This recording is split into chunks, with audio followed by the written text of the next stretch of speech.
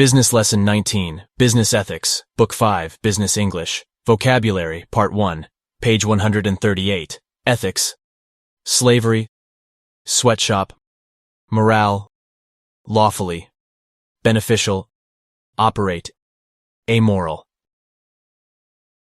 Article Part 1, page 139, The Ethics of Modern Business, Who are the Victims of Globalization? 1.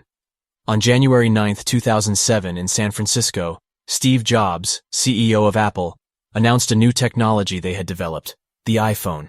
The smooth smartphone with its touchscreen, apps, built-in camera, and ability to send and receive text messages and emails quickly became a must-have.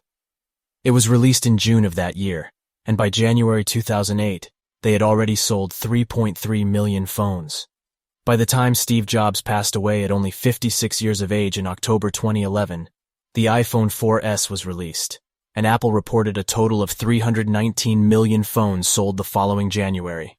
By 2016, at its height, the iPhone was selling around 6.4 million units in the UK alone, generating some £4.1 billion in this one market. 2. Yet it didn't take long for reports to start leaking out around Foxconn, the Taipei-headquartered company, which manufactured the electronic parts required for the iPhone. In January 2012, the New York Times reported a string of ethical violations and poor working conditions. These included workers forced to live in overcrowded rooms and being made to stand for excessive periods of time, causing some of them to have difficulty walking and experiencing swelling in their legs. There were also reports of some of the employees being underage and paid the equivalent of less than $22 per day, while many were working in excess of 60 hours per week. The conditions were so bad that many people attempted suicide. Still, in 2020, Foxconn employed 1,290,000 people globally, and it is thought to make up roughly 40% of the world's electronic parts. 3. Unfortunately, abuses of workers aren't limited to the electronics industry. Dubai, in the United Arab Emirates, is a favorite of the rich and famous.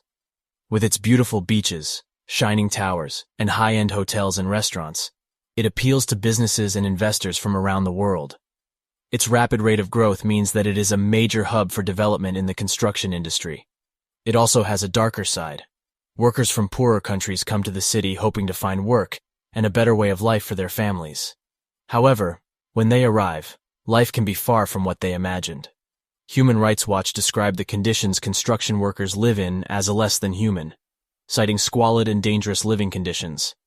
A 2006 report by NPR observed 8 to 10 men living in the same room, each making only around $150 per month.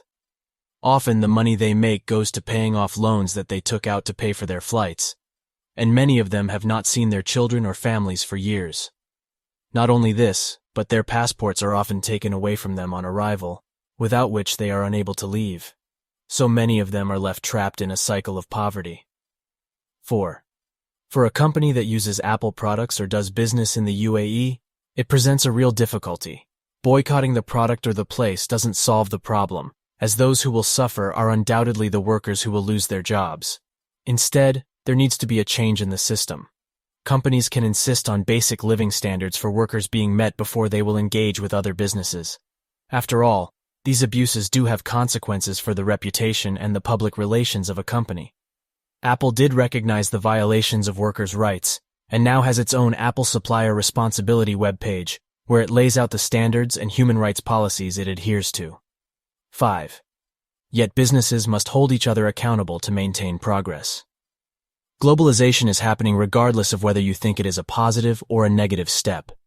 It's essential that we all act to ensure that we all reap the benefits together, and that the profits of some aren't made on the backs of the unhappiness of others.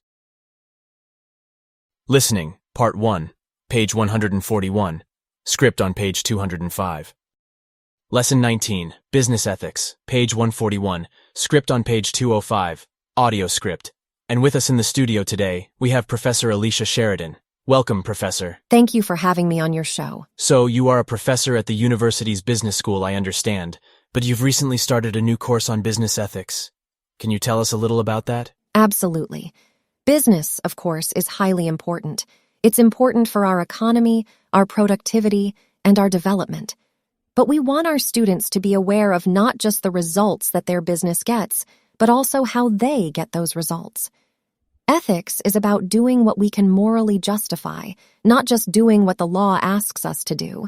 But surely, as long as you're not breaking the law, then it's fine, isn't it? We have to remember that slavery and doctors advertising cigarettes were legal at one time. The law is about what is allowed. It is not necessarily about what is right. We've all seen stories about large companies using sweatshops in Asia to get their expensive goods made as cheaply as possible. This is a good example of companies acting within the law. But when you consider the workers who are being paid next to nothing and who are frequently working in dangerous and uncomfortable situations, we can't honestly say that it is morally justified. So, what is your hope for businesses then, Professor? Well, we can really categorize modern-day businesses into 4 groups. Firstly, you have businesses that are purely focused on profit, the amoral business. They will act illegally and unethically if it means that they can profit. Then you have those businesses that follow the law, the legalistic businesses. They do what is required, but that is as far as they go. As we've already discussed, acting lawfully doesn't mean acting ethically. Moving on to the 3rd category, you have businesses that are responsive.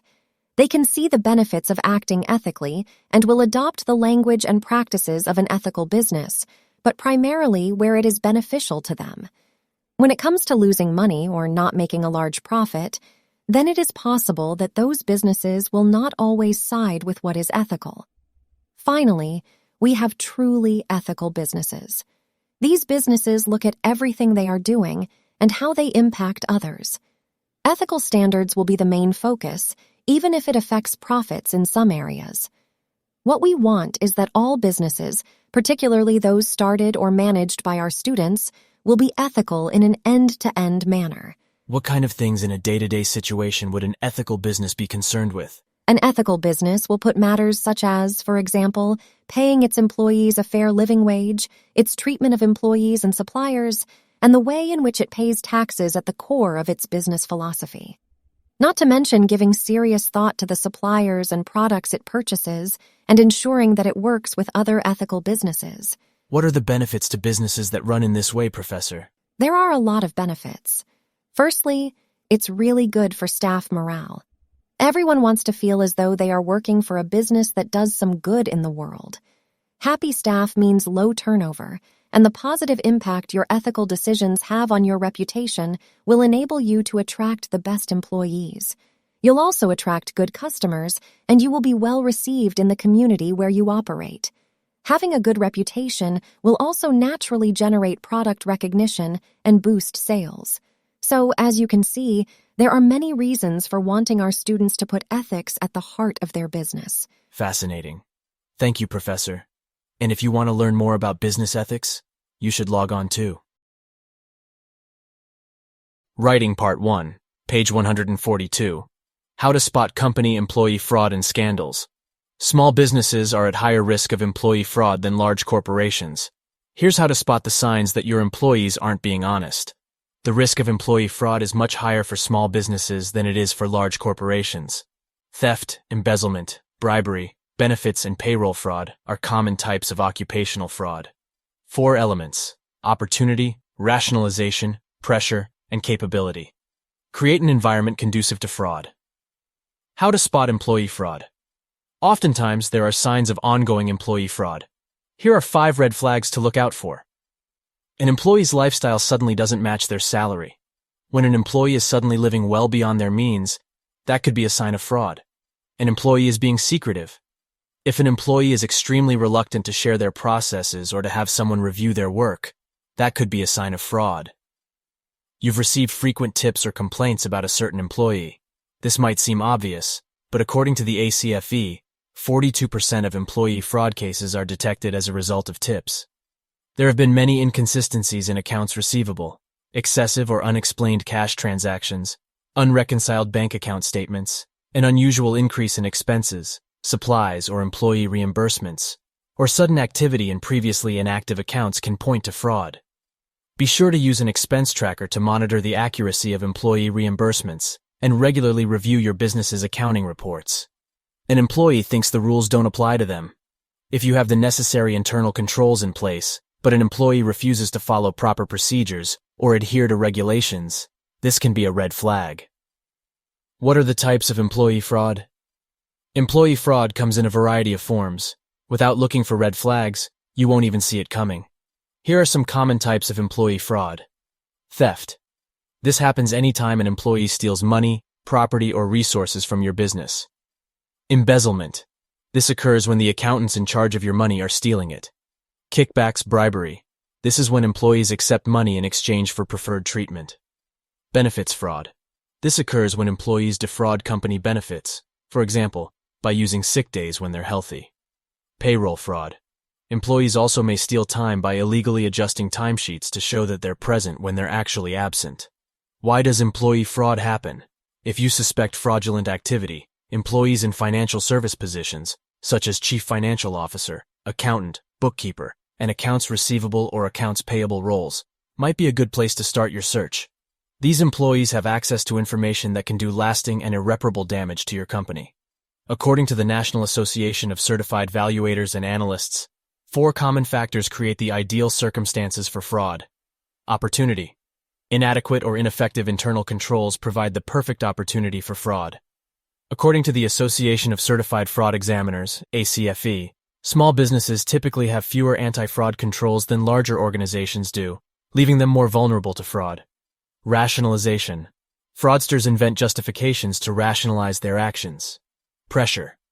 External pressures, such as significant personal debt or credit problems, can push someone to commit fraud. Capability. To successfully pull off a scheme, the employee has to have the patience, access, and knowledge to succeed.